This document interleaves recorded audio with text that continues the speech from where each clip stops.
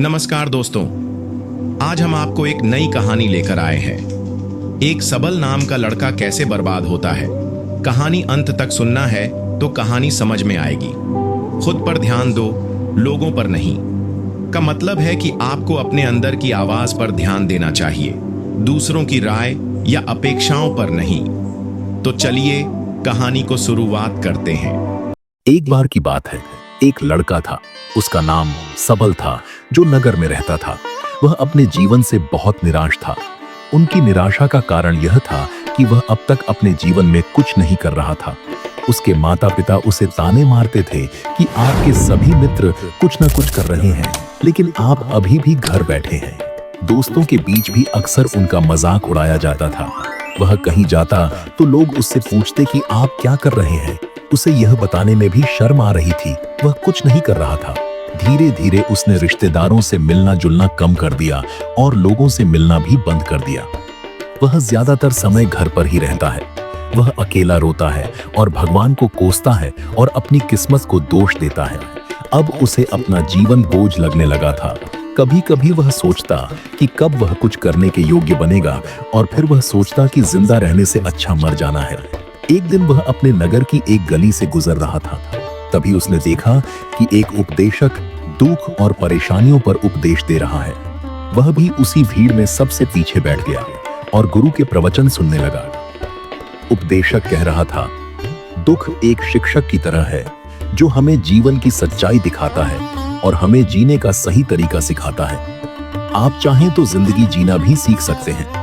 गुरुजी उपदेश दे रहे थे कि तुम चाहो तो कुछ भी हासिल कर सकते हो, और अगर चाहो तो एक कोने में बैठकर रो सकते हो। इन सभी बातों को सबल ध्यान से सुन रहा था, लेकिन शिक्षक की यह बातें पसंद नहीं आई। उसने खड़े होकर कहा कि कुछ भी सिखाने से दूर नहीं होता। इसमें केवल दर्द होता है। दुख की पीड़ा अनंत है। ऐसा लगता है कि इसके बाद कुछ होने वाला नहीं है। इससे कुछ भी फर्क नहीं पड़ता है। इसके सामने तो मौत भी छोटी लगती है। उपदेशक ने कहा, फिर तुम्हारा दुख क्या है? सबल ने उसके सामने अपनी सारी व्यथा सुनाई और पूछा, मेरे दुख का कोई उपाय है तुम्हारे पास? यह सुनकर शिक्षक मुस्कुराए और बोले, तुम उस दिन मेरे पास आओ जब आपके जीवन में वास्तविक दर्द हो। मैं आपकी समस्या का समाधान अवश्य करूंगा। यह कहकर गुरु वहां से चला गया। सबल ने सोचा, कहीं मेरा दुख नकली तो नहीं है? क्या मैं जिस दर्द से गुजर रहा हूं वह नकली है? मेरा दुख कोई नहीं समझ सकता। जब माँ बाप नहीं समझते तो गुरु क्या समझेगा? उनके दुखों से व्यथित होकर सबल ने एक फैसला लिया कि अब वह कुछ करेगा। सबल ने एक छोटा व्यवसाय शुरू किया, पर उसे सफलता नहीं मिल रही थी। लेकिन उसके घर वाले पूछते हैं कि क्या वह कुछ कोशिश कर रहा है? वह अपने व्यवसाय में लगा रहा और धीरे धीरे उन्हें सफलता मिलने लगी।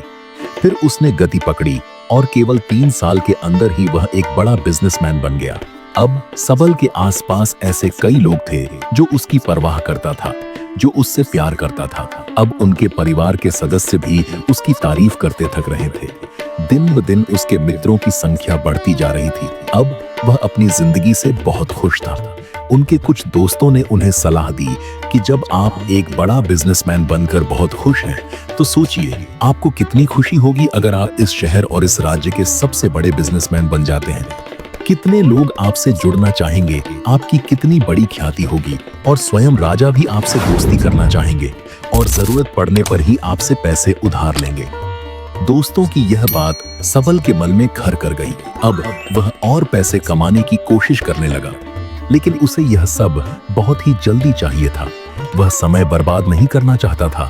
उनका अधिकांश समय इन चीजों को प्राप्त करने में गलाने लगा। इसलिए वह ऐसे काम करने लगा जो सही नहीं था। उसने बड़ा उधार लेना शुरू कर दिया। उसके दोस्तों से पैसे की मात्रा और अधिक मुनाफा कमाने के लालच में वह अपने माल में मिलावट करने लगा। उसने अन्य व्यापारियों के खिलाफ भी साजिश रची और उन्हें डराया धमकाया। जैसा उसके दोस्त कहते थे वैसा ही करता था।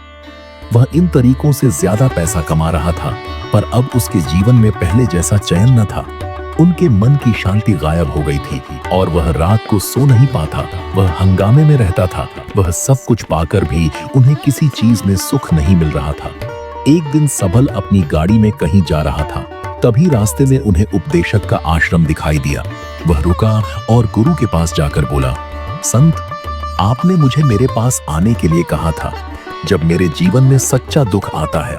अब मैं बहुत दुखी हूं कि मेरी नींद हराम हो गई है, मुझे कहीं भी शांति नहीं मिल रही है। इस प्रकार सबल ने अपनी सारी समस्याएं गुरु को बता दी।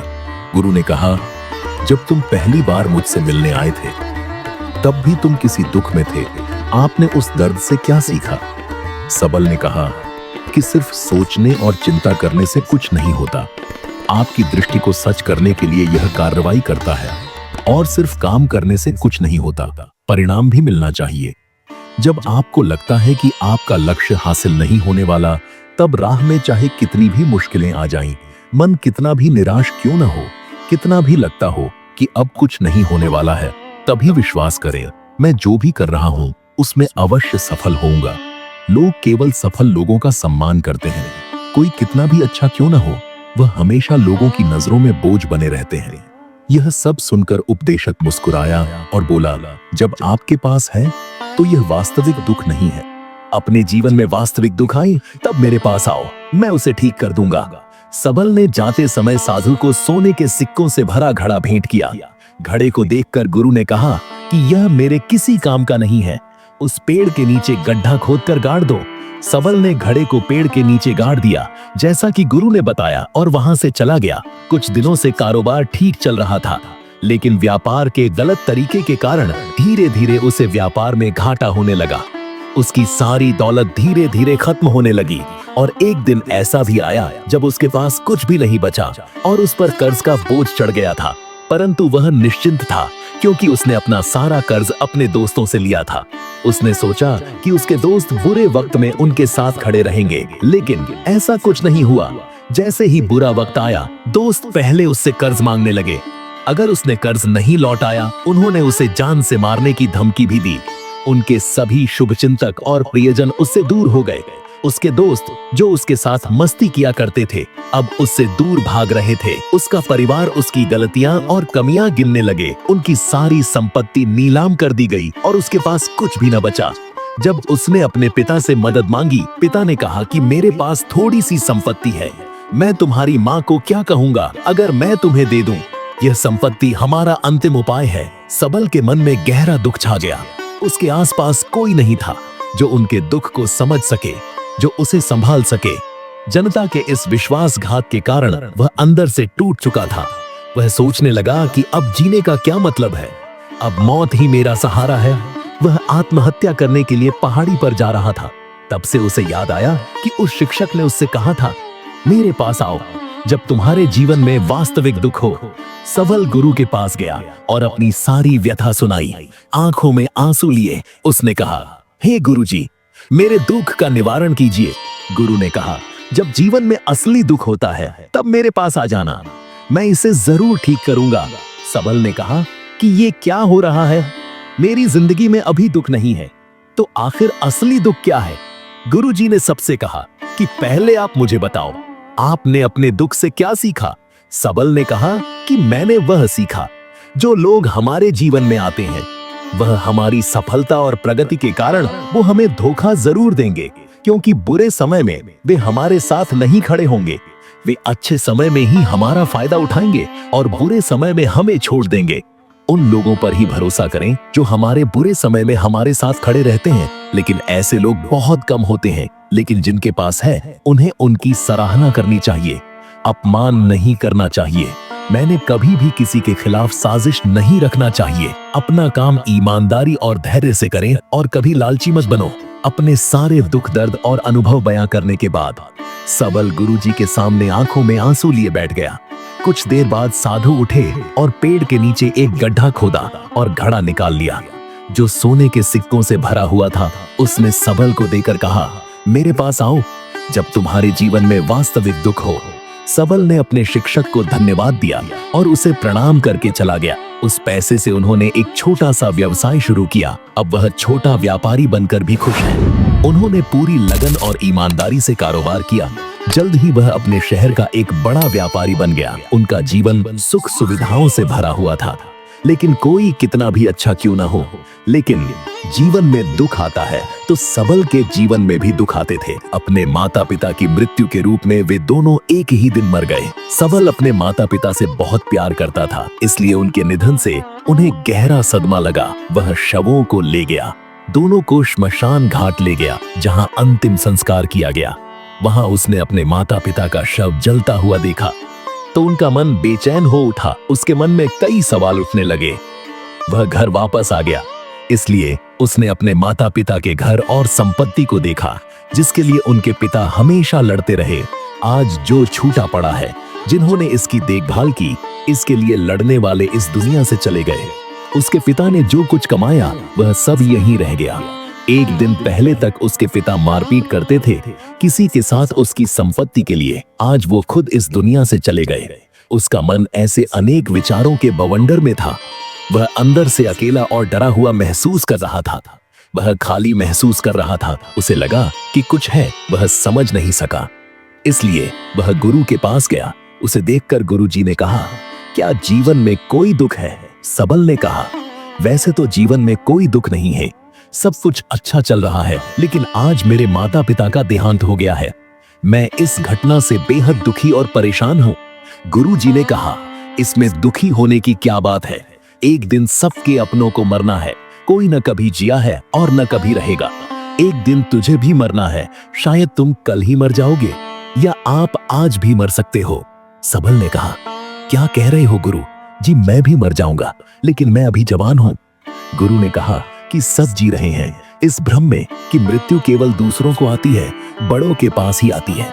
लेकिन जवान और बूढ़े मर जाते हैं, बच्चे मर जाते हैं। मौत का उम्र से कोई लेना देना नहीं है, यह सभी को प्रभावित करता है।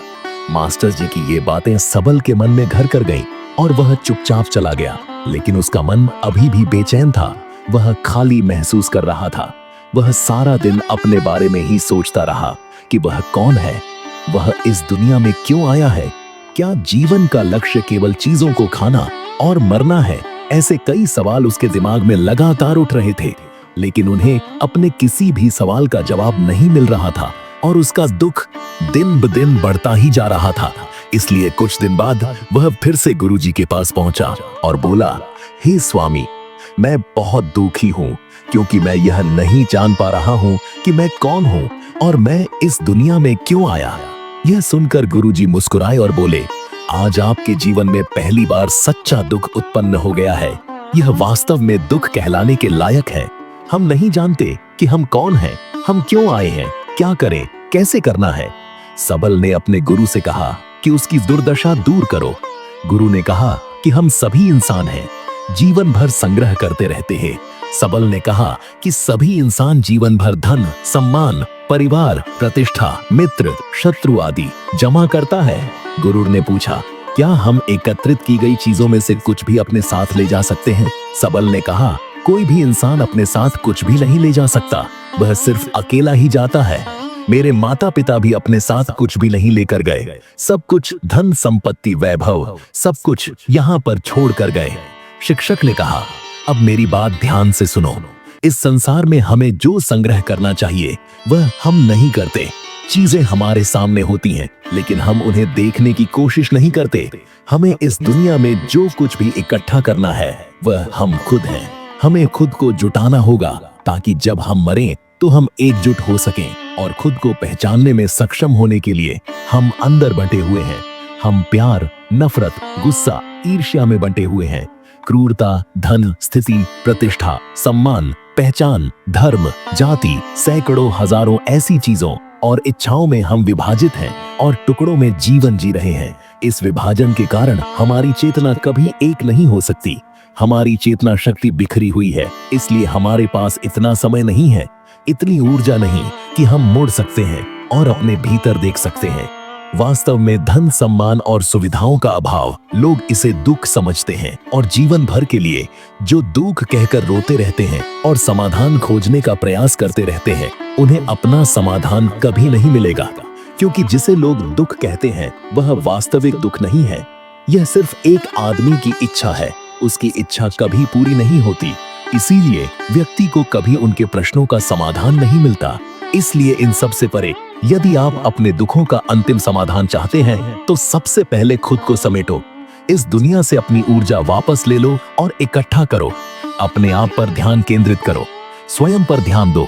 अपने मृत्यु से पहले अपने आप को जानने की कोशिश करो, बिखरो मत। सबल ने कहा, तो गुरुजी, क्या हम इस संसार को छोड़ दें? हमारी सभी इच्छाओं को मार देना चाहिए।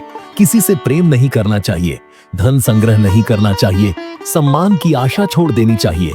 शिक्षक ने कहा कि भावनाओं और इच्छाओं ऐसे बिखरे हुए मनुष्य में से निकल आओ जैसे कोई पत्थर पहाड़ से गिरे जिस पर पर्वत का कोई वश नहीं है सिवाय देखने के, परेशान होना और कुछ खोना। वैसे ही बिखरे हुए मनुष्य की इच्छाएं बेकाबू और दर्दनाक हैं। उसका अनियंत्रित मन इच्छा करता रहता है और कल्पना करता रहता है और यह दुख देता है। लेकिन जब एक व्यक्ति अपने मन को एकत्र करता है तो वह जो कुछ भी करता है वह उसके नियंत्रण में होता है। फिर उसकी इच्छा से इच्छाएं भी उत्पन्न होती हैं। सबल ने कहा कि आपने मेरे असली दुख का समाधान कर दिया। आपका बहुत बहुत धन्यवाद। अब से मैं खुद को समेटने, खुद को तराशने की कोशिश करूंगा। गुरुजी ने कहा कि मानव शरीर में बहुत ऊर्जा और शक्ति है, लेकिन यह फालतू के कामों में भटा हुआ है, बेकार की बातों में लगा हुआ है। यह एक बहुत ही शक्तिशाली मशीन की तरह है, एक बच्चे के हाथ में रखा जा रहा है और वह बिना सोचे समझे अपनी शक्ति बर्बाद कर रहा है और बिना किसी नियंत्रण के। इसीलिए इस शक्ति पर ध्यान दे, अपनी चेतना और इसे इकट्ठा करे। सबल को अपने प्रश्नों का उत्तर मिल गया। उसने अपने गुरु का शुक्रिया अदा किया और चुपचाप चला गया।